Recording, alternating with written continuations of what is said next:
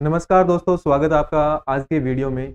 हम शुरू करने वाले हैं हमारी क्लास 10 की पोयम फोग, जो कि लिखी गई है कार्ल सैंडबर्ग के द्वारा। इस पोयम में हम शुरुआत करते हैं आपको ये बताने से कि ये 5 या 6 लाइन की पोयम है। इस पोयम का स्टाइल क्या है, किस टाइप की ये पोयम है। तो ये एक हाइकू है। अब हाइकू क्या होता है? हाइकू एक जैपनीज स्टाइल है पोएम्स लिखने का, जिसमें एक ही स्टेंजा होता है और कम से कम लाइंस होती है, 5, 6 या 4 भी हो सकती है। इस प्रकार की लाइंस होती है। इसका एक हिडन मीनिंग होता है। जो भी कंपैरिजन किया जाता है उसके बिल्कुल अलग ही एक मीनिंग आपको मिलेगा। इसमें कोई भी फिक्स लाइंस की राइम स्कीम नहीं है, तो इसीलिए ये फ्री वर्स में है।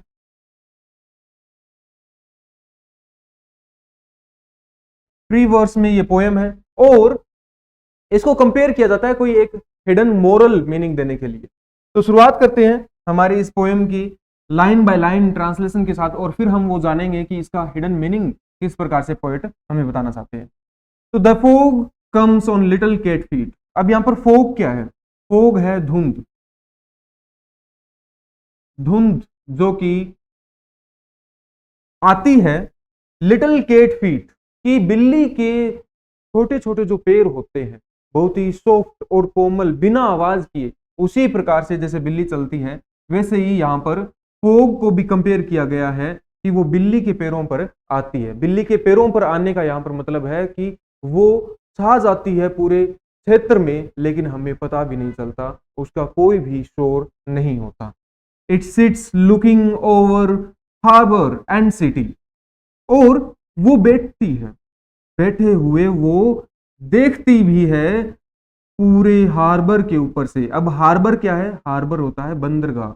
बंदरगाह वो क्षेत्र जहां पर समुंदर से जहाजें या फिर जो नावें होती है वो आती है डॉक करने के लिए, रुकने के लिए। तो वो सबसे पहले बंदरगाह के ऊपर से और फिर शहर के ऊपर से देखती है। मतलब देखने का यहां पर अर्थ होता है कि वो पूरे शहर और बंदरगाह के ऊपर छा जाती है।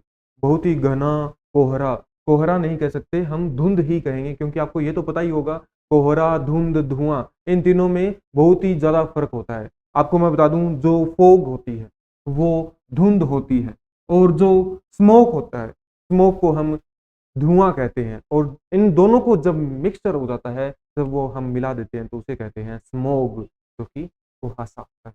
तो इनका अर्थ आप समझ ही गए होंगे। तो फोग जो है वो आती है अपने छोटे छोटे बिल्ली के जैसे पैरों पर, और वो बैठती है किनारे पर देखते हुए पूरे हार्बर के ऊपर से और शहर के ऊपर से। मतलब वो पूरे शहर और हार्बर पर छा जाती है। On silent हंसेस।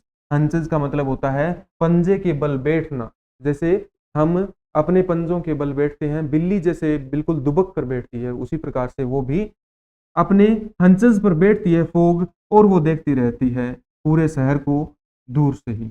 And then moves on, और फिर वो आगे बढ़ जाती है, एक बार इस पूरे शहर को अपने आगोश में लेकर आगे बढ़ जाती है।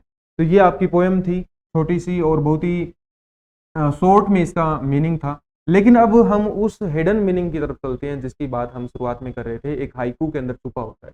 इसमें हिडन मीनिंग ये है कि जिस प्रकार से फोग आती है बिना शोर किए हुए, जिस प्रकार से बिल्ली चलती है या फिर वो अपने पंजों से बिना आवाज किए हुए आती है, उसी प्रकार से हमें भी बिना कोई शोर किए हुए हमारा काम करना चाहिए।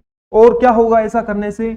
हम अपना जब काम करेंगे और जब हमें सफलता मिल जाएगी, जब हम देखेंगे एक तरफ होकर, जब हम देखेंगे, उस सफलता का आनंद लेंगे, तब लोगों को पता चलेगा कि हमारी सफलता की ऊंचाइयां क्या है, क्या हमने बुलंदियां हासिल की है।